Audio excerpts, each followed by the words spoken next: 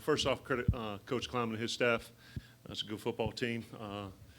Well prepared, kind of did what we expected they were going to do, getting two backs and two tight ends and run the ball and utilize play action. Defensively, I thought they did a good job trying to stop the run and keep that thing contained. Did a good job mixing the looks up on the backside and obviously made some key special teams plays. You look at the kind of the construct of the game. I mean, we outgained them 352 to 269. The turnovers was a push. We won third down. We won red zone, but we're going to look back and see probably 3 or 4 plays in each phase, offense, defense, and special teams, where we've got to make sure we're in the right call as a coaching staff. We make a good call. We never question our kids' effort, but we got to make sure we're executing the plays at critical junctures of the game. So certainly disappointed in the loss. Had some opportunities there in the second half to put the thing away and weren't able to do it. We got to come in tomorrow and correct the film and have a short memory and get ready to move on to our SEC opener. Questions? Questions, we'll get a mic. We'll start with Joel in the front. Obviously, turn things over to Garrett. What was Tommy's status? What led to him being removed from the game? Yeah, just as when he went in at halftime, he started getting stiffened up a little bit, and just didn't feel like he was able to make the throws like he did in the first half. So we decided to make a move. Just stay in the front, go to Ben and then Steve. Coach, I guess just looking Yep. more on Yep. the positive side, I guess you're getting another big game out of Osiris Mitchell. What have you seen from him, and I guess what did you need to do to improve in the second half of the passing game and just getting guys downfield? Yeah, I think he had, said 5 for 74, another touchdown. Was able to swing the momentum there at the end of the first half with that deep post route and make some critical plays. So he had a good offseason of preparation. He had a good camp. He's practicing very well, and he's kind of reaping the benefits of that. Steve and then Logan.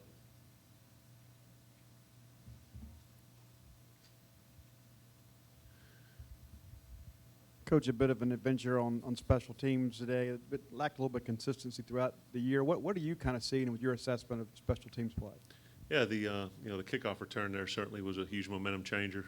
We made a play with the fumble that we got. Made a big field goal there in the second half, but certainly too many penalties in the coverage game and the return game. We just we got to make sure that we're getting guys that are running down the field and covering, and we're tackling and getting guys on the ground. And more than anything, the thing that was disappointing from that aspect was some of those penalties that were knocking us. We were flipping field position, and it was knocking us back and making it a very long field to drive. Logan, the coach is right. What's kind of the status of a Dantzler and Nick Gibson? Dancer's lower body. He didn't go much during the week, and thought he may be able to go, and just wasn't able to do it today. And who was the second one?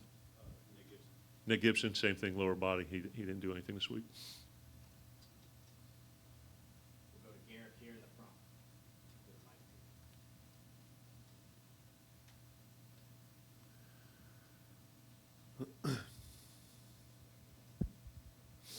Joe, when you see your quarterback fly 6 feet in the air there, do you hold your breath a little bit? Or, I mean, you have to give him credit for the heart aspect, I imagine. Yeah, I think Garrett played very hard. I think he did excellent in the run game. Certainly some things in the pass game that he needs to clean up, and particularly on fourth down there, we got to put the ball in the air. But yeah, anytime reminded me of Nat Moore. I don't know if you remember that from the Dolphins, happened a few years ago. But yeah, he bounced up.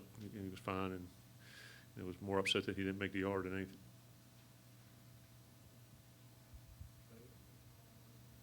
Anybody else? Paul?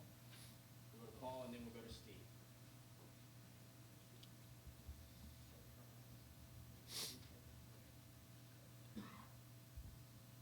Coach, back to that kickoff return. I mean, Chrisman gives you a seven-point lead. Just how difficult is that to stop that momentum flip like when they make a play like that? Yeah, tied it up, and I think the defense made some good adjustments at halftime. And it's just you go from, like you said, being 7-up to tied, and the momentum goes back the other way. And we just get them on the ground there and pin them. I think our defense is playing well. You have an opportunity to keep field position, and now they kick off, and I think we had a penalty on the ensuing return, which backed us up to kind of the shadow of our goalpost. So certainly, 2 back-to-back special teams plays there that hurt us. Coach, only holding them to 146 yards rushing there, and it seemed like the interior defensive line with Lovett and Crumedy both made some plays today. I know you got to watch the film, but what's your assessment right now? Yeah, it started off a little slow. Just looking at it, it was 35 rushes for 146. I think we started. Like I said, we made some adjustments in the second half, and brought a couple extra numbers in the box. Maybe did a little bit less pressure, and And I thought we came out from the second quarter on and did a better job stopping the run. Logan again. Joe, now that you've played against Kansas State, just how much different is that team than the one you saw last year in Manhattan? I think they're probably more, they're different, offensively from a schematic standpoint. Last year they were a lot of 11, some 10 looks. They're primarily 2 back and 2 tight ends today, so a little bit of shift of scheme there. Defensively the coverages were different, but the style of play is the same. And Kansas State's always been a traditionally solid special teams outfit. Other questions? We'll go to Tyler, then Ben. Stay here this time. When a game is that close, pretty much all the way throughout, as you sit here right now, what do you kind of look at, and is there anything that you're like, if this would have gone this way or that would have gone that way, maybe the outcome would have been a little different? Yeah, I think you're going to, like I said, go back in all 3 phases and probably pick out 3 or 4 plays in each unit that if, the boot pass that they scored a touchdown on, the special teams field goal, or the special teams kickoff return, then there's going to be, some things on offense. Maybe we got to catch the ball or maybe throw it a little bit more accurate, and it extends the drive and keeps us going. I mean, Kylan had another huge game, 24 carries over 100 again, 3rd straight game. So, there's going to be a ton of positives, but like I said, probably 3 or 4 plays in each phase that you're going to look back on are going to be the difference in the game.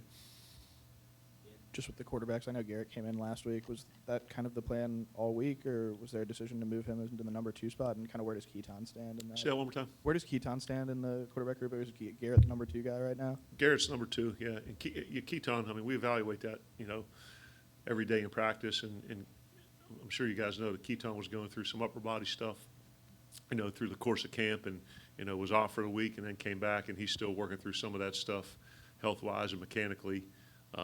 But, yeah, I mean, Tommy's a 1, Garrett was a 2, and, Keaton and Jalen were taking reps as well this week. Joel, and then we'll go Logan. Obviously got SEC play now, just a week away. Just after 3 non-conference games, given what happened today and things, just where do you feel like this team is with Kentucky coming up? Well, Kentucky coming up, yeah, we, one of our season goals is to have a winning non-conference record. We won our first 2, lost our 3rd one, and, have 1 more left, so we still have the ability to accomplish that goal. Won't happen until, later in the year. But, I think with the number of losses we had on this football team, in all 3 phases, and some of the youth and some of the inexperience and new faces, we've really focused on, approaching, each game with a singleness of purpose and looking to go 1-0 every week. And, you can't let the same game beat you twice. So, we won the first 2, we lost the 3rd one, and we just got to make sure that the kind of the ripple effects of this game don't carry on until, tomorrow after we get done watching the film. So we're going to come in, we're going to watch as a staff, we'll watch it with the kids, we'll go on the field, make the corrections, and put it behind us. You're 0-1 that week, and then we're going to move on to Kentucky. Logan. Joe, the touchdown drive right before halftime, just how much did that help momentum going into the locker room with that? No, it was huge. And we were, part of the thing in the first half offensively is I think we got behind schedule. You look at our number of first down plays where we ended up in 2nd and 7+ or 2nd and long. We were able to, I think, stay ahead of the chains a lot better in the second half. But certainly to have that short amount of time and drive down the field and end it with a touchdown and pull within 3, boosted the kids' spirits heading in the locker room. I don't want to call it a setback with Tommy because obviously I don't know any of the specifics, but at this point, how worried are you that it could become a weekly thing that he's sort of dealing with that upper body injury? Yeah, hopefully not. We'll get him reassessed tonight and tomorrow and see where he's at. And he got cleared and he wanted to play and he wanted to give it a shot. And I think he did good in the first half, but like I said, just didn't feel like he could perform at the level we needed him to. And he's not a selfish guy. He's not going to go out there and try to do it. And once he made that play, we decided it was best for us to make a move. Robbie, then we'll go to the back of the camera. I know this probably wasn't the plan to play Garrett in these 2 games in big spots like you did, but have you learned a little something from him and how he's been able to handle himself? He had that run on 4th down where he did the helicopter and stretch for the first down. Have you learned a little something from him? No, I think kind of what you saw a little bit last week, that he's a kid that's not really, not real flappable. You know what I mean? The situation doesn't get too big for him. Obviously, he's a true freshman quarterback in his first game against a Power 5 opponent. There are going to be a ton of things on film we see and we need to correct and he needs to get better at. But when you just look at it from a skill perspective, he's big, he's tall, he can run, he can make all the throws. Now we just got to clean up the little stuff. very incredibly competitive. We'll go to the back. With the injuries, people missing that way or other reasons why they miss, how tough has that made things, not necessarily on Saturdays, but in just the game prep leading up? Yeah, I mean, it's kind of like dominoes, you know what I mean? And you sit there at the beginning of the week and you're looking at who's available and who's injured and, you know, trying to set the depth chart and trying to set the scout team. And then you have a guy or two go down during the course of a week of practice and you're getting young guys in there. And it's, you know, I think everyone in the country is probably dealing with it, but certainly on a weekly basis, just making sure you have the best 11 on the field at a given time, you know, through the course of the week, and not just on game day, but getting them the reps that they need to be sharp, you know, during the week. All right, thank you. We'll have players shortly. Hail State.